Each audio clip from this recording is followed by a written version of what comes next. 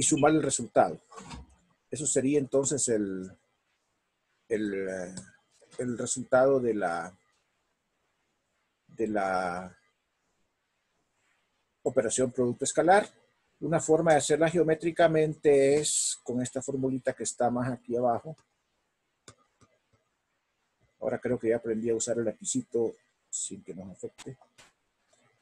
Una forma es con esta formulita que está acá, en donde lo que se hace es que el resultado, como es un número, simplemente se multiplican los productos, se multiplican las magnitudes de los dos vectores componentes por el coseno que forman ambos vectores, el ángulo que forman. Tiene que ser el ángulo que está entre 0 y 180 grados.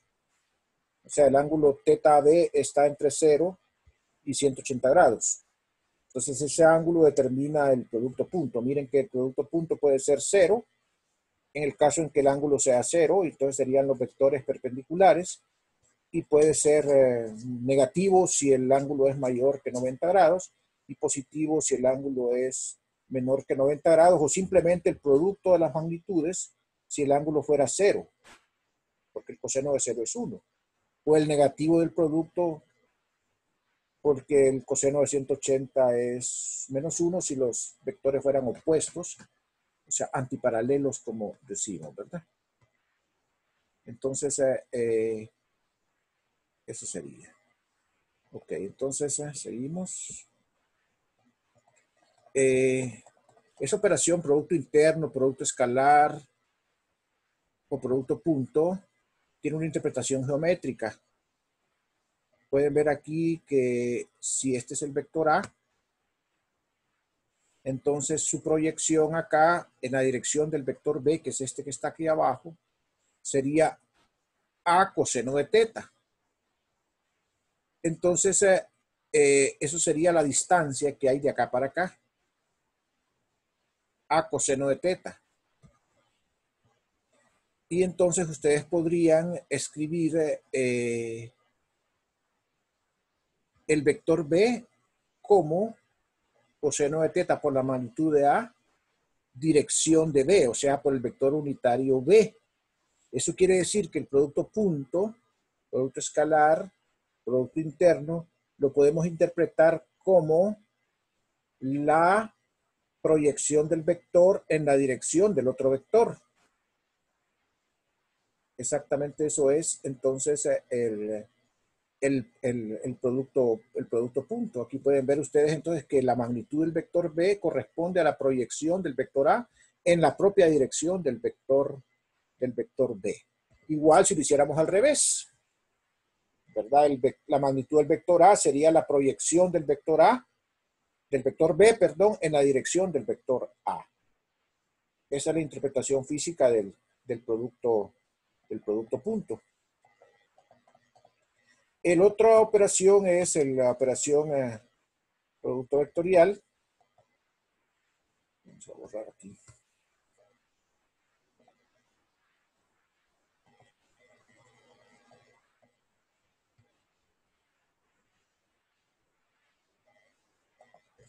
Sería la operación producto vectorial.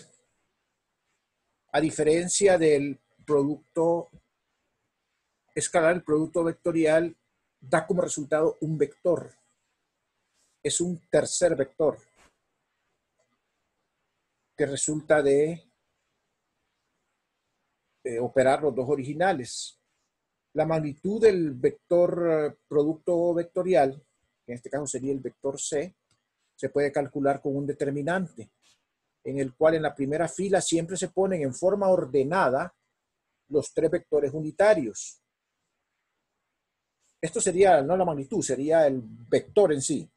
Los tres vectores unitarios, luego en la segunda fila los componentes del primer vector y en la tercera fila los componentes del segundo vector. Es importante, recalco, siempre en la primera fila van los unitarios, ordenados, X, Y, Z. En la segunda fila van las componentes del primer vector y en la tercera fila van las componentes del segundo vector. Porque si ustedes intercambiaran A con B, la fila segunda con la tercera, lo que estarían obteniendo sería el vector menos C, o sea, el vector menos A cruz B. Resulta que por esa propiedad del determinante de cambiar filas es que el determinante, el vector, el producto cruz es anticonmutativo. O sea, no da un resultado diferente si yo intercambio los vectores. Si pongo primero el vector A o pongo el primero el vector B. Entonces, una forma de expresar también esa magnitud es multiplicando la magnitud nada más, ¿verdad? Es multiplicando ambos vectores en su magnitud, o sea, la magnitud de A por la magnitud de B, por el seno del ángulo que forman, ambos vectores. Otra vez, este es el ángulo que forman ambos vectores. Aquí lo podemos ver. Aquí está el vector A y aquí está el vector B. Miren que A y B definen un plano. Aquí está el vector A y aquí está el vector B y ambos definen un plano en el espacio. Un plano cualquiera en el espacio. El vector C tiene la característica que es perpendicular a el plano que definen A y B. Por ejemplo, si A estuviera en el eje X y B estuviera en el eje Y, A cruz B, o sea C, iría a lo largo del eje Z, perpendicular al plano que definen A y B. Esa es la característica que tiene el producto cruz. Y en cuanto al sentido, que es lo que es diferente, va a depender de cómo se rote. En este caso se está rotando, digamos, A sobre B, entonces se pone A cruz B. Ya vamos a ver cómo se maneja el sentido, que es lo que es un poquito difícil. Repito, la dirección, la magnitud simplemente es el producto de las dos magnitudes por el seno del ángulo que forman ambos vectores.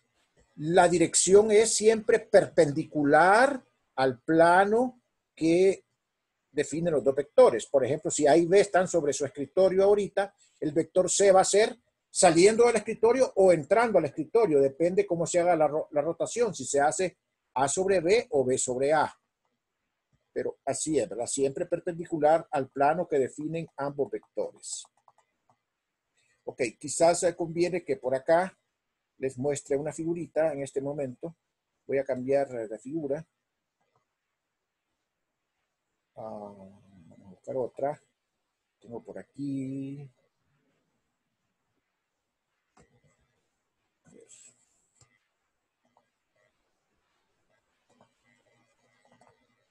Aquí tengo.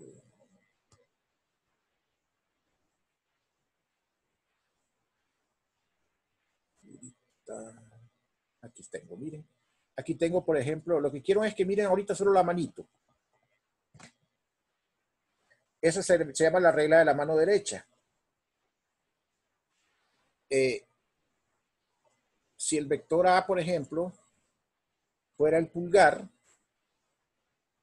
y el índice fuera el vector B, el tercer dedo, donde queda indicado el tercer dedo, les indicaría cuál sería la dirección del vector C. Eso se llama la regla de la mano derecha. También se puede utilizar lo que se llama la regla del tornillo de rosca derecha. ¿Cómo funciona esa regla del tornillo? Funciona simplemente acordándose lo que ocurre con un tornillo. Cuando ustedes socan un tornillo, están rotándolo a la derecha, entonces entra. Si ustedes aflojan el tornillo, lo que va a ocurrir es que el tornillo sale. Entonces, si roto A sobre B, porque estoy haciendo A cruz B, la rotación es entonces A sobre B. Si esa rotación es derecha, o sea, en el sentido de la manecilla del reloj, entonces el vector C va en dirección entrando. Pero si fuera al revés, levógira, o sea, sentido contrario de las manecillas del reloj, el vector C sería saliendo. Les voy a recomendar que lean ahí todas esas figuras que están en las lecturas y para que miren, visualicen con claridad y hagan el ejercicio repetidamente ustedes de la regla de la mano derecha para ver cuál es el vector, la dirección del vector C. Otra forma es visualizar como que las palmas de la mano las dirigidas en un lado, las roto en el sentido A cruz B, y el sentido del pulgar es el vector C. La otra forma es rotarlas así, y entonces sería hacia abajo el vector C, dependiendo cómo es la rotación. B cruz A cruz B. Entonces, ese es el sentido, que es lo más difícil de visualizar. Bueno, voy a chequear aquí el chat.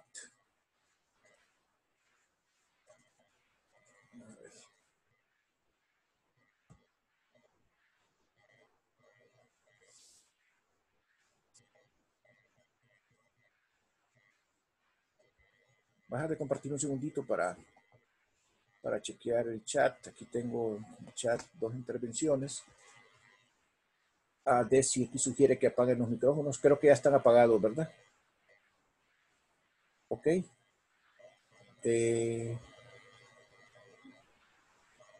Esa proyección está en el otro vector, no en el plano. ¿A qué se refiere, Lorenzo?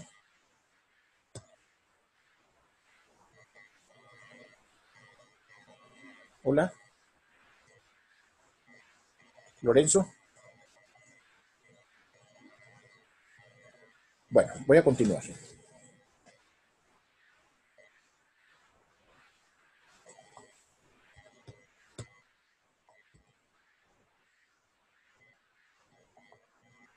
Ok, entonces en coordenadas cartesianas, específicamente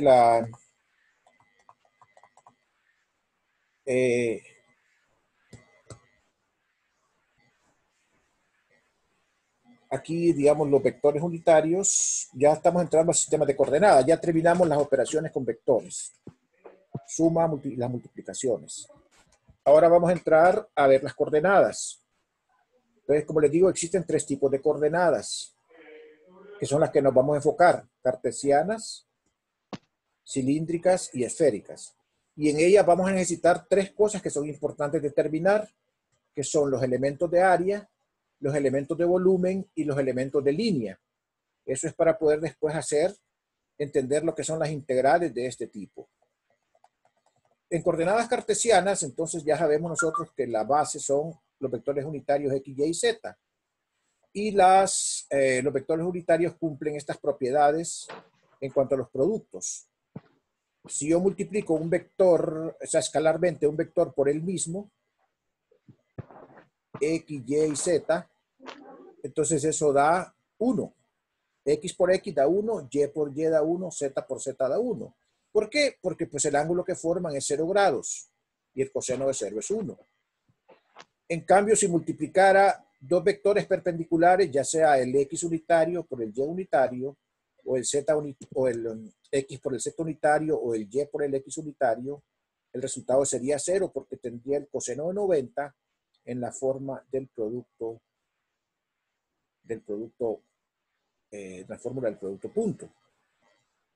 En el caso del producto cruz, se da una relación cíclica.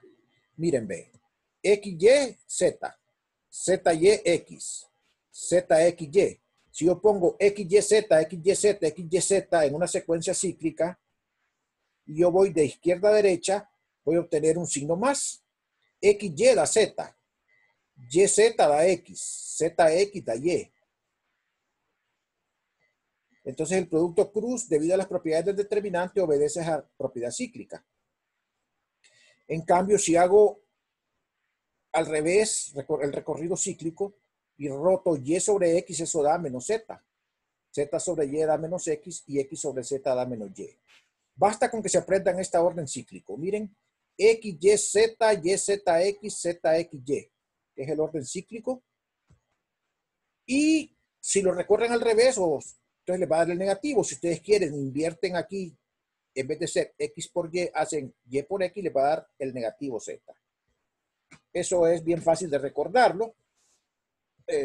No hay necesidad de aprenderlo de memoria, más bien es de entender esa rotación cíclica, ¿verdad? En el producto cruz. Bien. Vamos a hablar ahora de lo que es una trayectoria. una trayectoria en R3.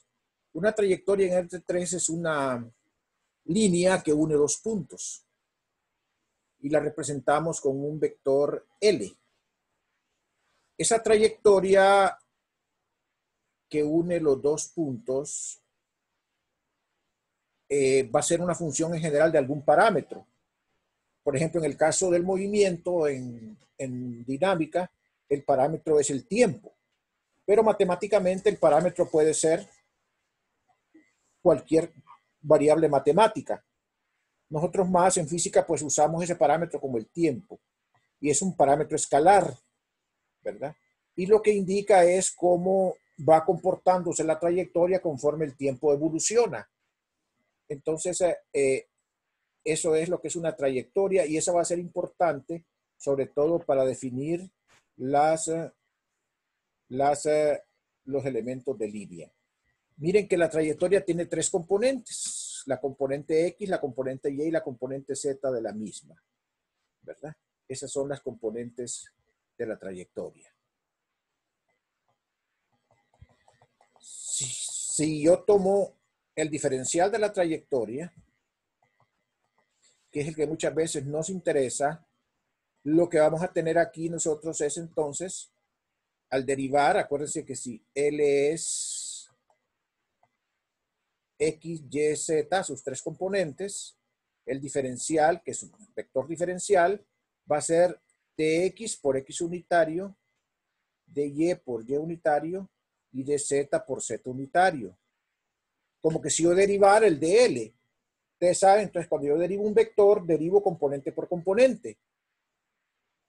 Y quiero que observen una cuestión aquí interesante para que ya la recuerden. Los vectores unitarios cartesianos son constantes. Su derivada respecto a cualquier cantidad, a cualquier parámetro, es cero. Por eso cuando derivan aquí L respecto a T, miren que no lo derivan como un producto, sino que simplemente derivan las componentes y copian los vectores unitarios. Eso es porque son constantes. Entonces, en coordenadas cartesianas, la ventaja de tener coordenadas cartesianas es que los vectores unitarios son constantes. Y entonces, cuando yo voy a derivar una cantidad que involucra un vector unitario cartesiano, simple y sencillamente al vector cartesiano lo mira como constante y lo deriva así, lo deja como constante, no lo deriva. Igual si lo voy a integrar, los vectores unitarios en cartesianas se salen de las integrales, no hay que integrarlos. Diferente es con los unitarios cilíndricos y esféricos, que esos no son constantes. Entonces, esos son funciones de las mismas coordenadas.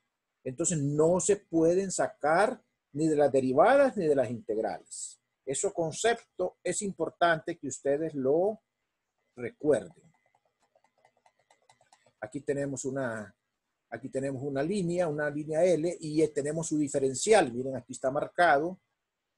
Esto que está aquí marcado con la manito es el diferencial de la línea, que tiene tres componentes, de X, de Y y de Z. Son las tres componentes que tiene el elemento de línea. Es como que si yo pusiera aquí un origen, aquí el final del vector de L, y viera sus tres proyecciones en los tres ejes. Entonces, dl es un elemento diferencial de línea, un pedacito chiquito de la línea. Esta línea siempre va a unir un punto acá con otro punto acá.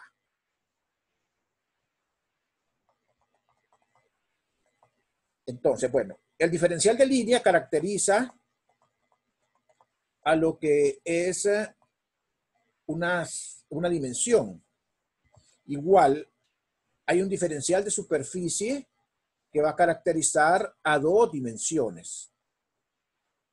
Entonces, ese diferencial de superficie que va a caracterizar a dos dimensiones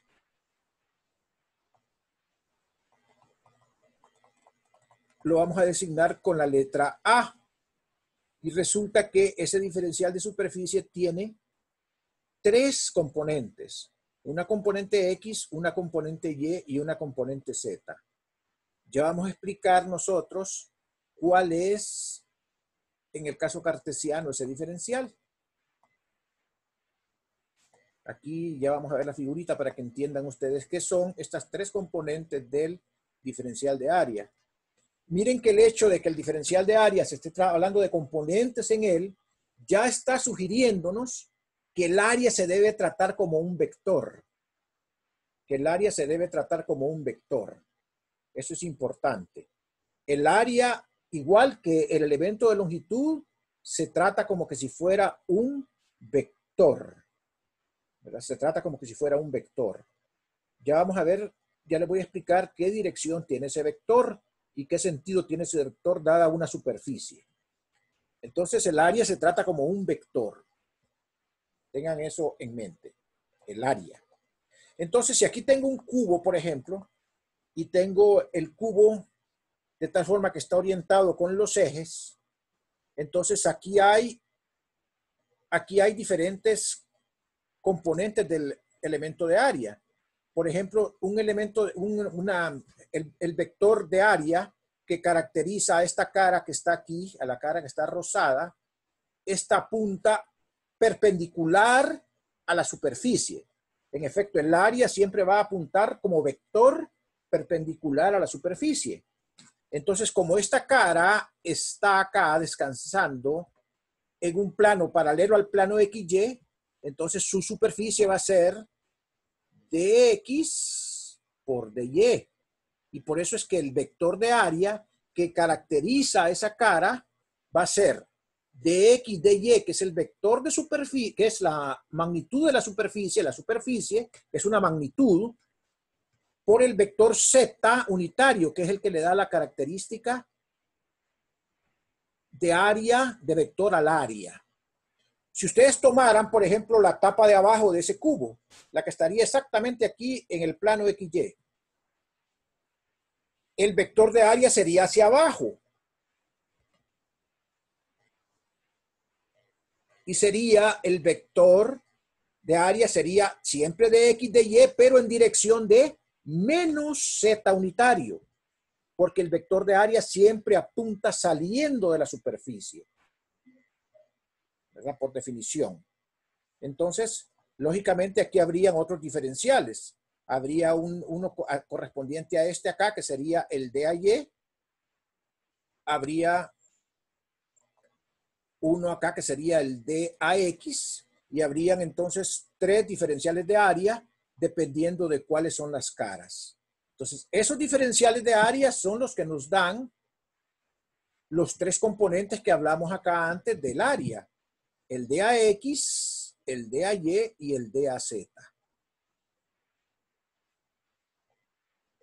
Que serían entonces las componentes del diferencial de área en coordenadas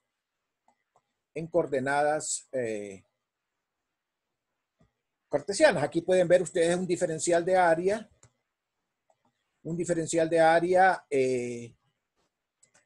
que corresponde a la dirección X. Sería este que está acá, porque esta cara está paralela, está en el plano XYZ. O sea que su dirección perpendicular es la dirección X. Por esa razón, el vector que la caracteriza es el vector X unitario. Y su superficie tiene DAY, que es esta distancia de acá, por DAZ, que es esta distancia de acá. Entonces, este cuadrito que está aquí es el diferencial de área componente X. Igualmente, aquí tenemos un diferencial de área componente Y, que sería el que corresponde a una cara que esté en el plano XZ, cuyo vector normal es el vector Y, cuyo vector perpendicular es el vector Y unitario, y cuyas dimensiones son largo por ancho, DAX por DAZ. Ahí están ilustradas las tres componentes del elemento de área. El diferencial de volumen. El volumen es un escalar. A diferencia del área es un escalar.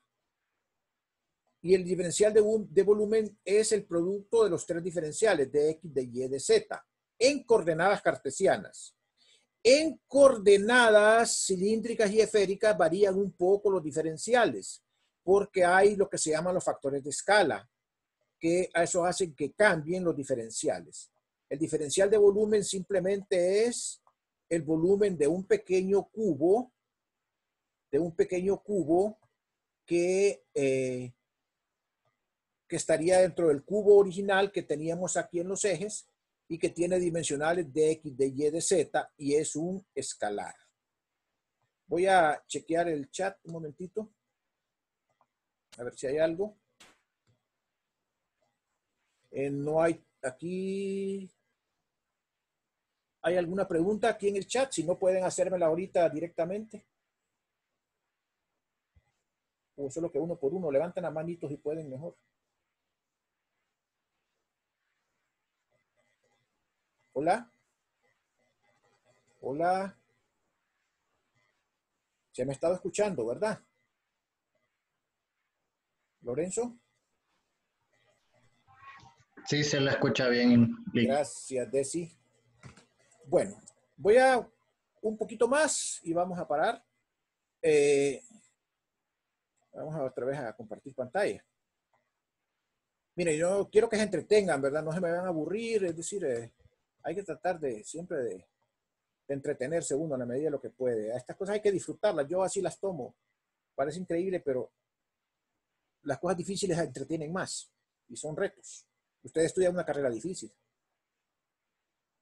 y es un gran reto. Coordenadas cilíndricas. Entonces las coordenadas cilíndricas también tienen sus correspondientes elementos de línea, sus correspondientes elementos de superficie y sus correspondientes elementos de longitud. En coordenadas cilíndricas, los vectores base son, las coordenadas cilíndricas son tres. Una es la que se llama la ρ, que es la distancia que hay desde el origen a lo largo del eje Z, desde el eje Z hasta el punto que nosotros estamos queriendo ver. Voy a poner el lapicito aquí mejor. El punto que nosotros estamos viendo es este. Este es nuestro punto. Y ese punto va a definir las tres coordenadas. Entonces, pueden ver que la coordenada ρ es la distancia que hay del eje Z al punto. Luego, la coordenada φ es el ángulo que forma la línea esta ρ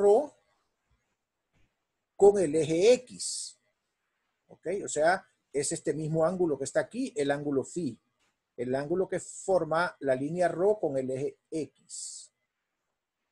Y finalmente la otra coordenada es la coordenada Z del punto, que sería la altura, desde el plano XY hasta arriba. Entonces son tres coordenadas, las cilíndricas, ρ, Z y φ. Ok, aquí está vista Z, miren, aquí está vista φ.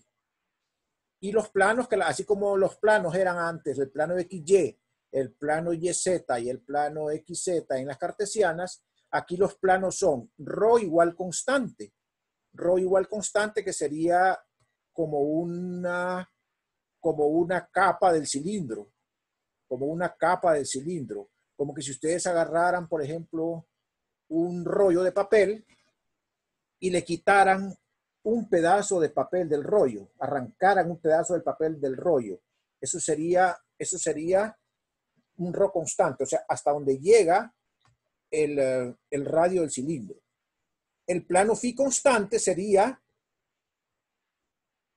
un plano, sería este plano que estoy marcando acá. Este sería el plano φ igual constante. O sea, que sería como un corte que haría yo del cilindro, ¿verdad? Un corte que haría yo del cilindro.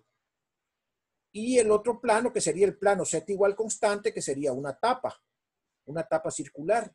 Todos los puntos que están en esta tapa circular tienen el mismo valor de Z. Todos los puntos que están en este plano acá tienen el mismo valor de φ, que sería φ igual constante. Y todos los puntos que están en una envoltura, en una capa alrededor del cilindro, tienen ρ igual constante. Esas serían las tres coordenadas cilíndricas. No son muy complicadas de visualizar. Entonces, como les decía, ¿verdad? Las coordenadas cilíndricas, aquí hay tres cosas que hay que acordarse. Una, los elementos de área, volumen y longitud en cilíndricas. Dos, cómo están relacionadas las coordenadas cilíndricas con las coordenadas cartesianas. Esos son los puntos que hay que recordarse. Aquí hay otra figura que les puede ayudar. Y aquí están las relaciones, miren, entre las coordenadas cilíndricas y las coordenadas cartesianas. No tienen que memorizárselas, ¿verdad? Acuérdense que ustedes van a hacer su examen y no les voy a dar formulario, tal vez, o sea, no porque ustedes lo van a tener a mano, van a tener su libro abierto. Entonces no se trata de memorizarla, solo recordar cuál es la relación que existe entre las coordenadas. Esta es la transformación de coordenadas cartesianas a cilíndricas. Miren, aquí está ρ en términos de X y Y, phi en términos de X y Z y Z en términos de Z, que es ella misma. La coordenada cilíndrica Z es igual. Y estas son las relaciones inversas, lo que nos da X en términos, o sea, de ρ, phi, Z, Y en términos de ρ, phi, Z y Z en términos de Z. No son nada complicadas, entonces uno puede, si le dan un vector con sus tres componentes cartesianas, uno puede calcular las correspondientes coordenadas cilíndricas de ese vector utilizando las formulitas de arriba, estas que están acá. O puede utilizar, si le dan las tres componentes cilíndricas, la formulita de abajo para encontrar las tres componentes cartesianas. ¿Verdad? Entonces, es una cuestión bien simple y operativa. Ok, entonces vamos a ver qué sigue acá.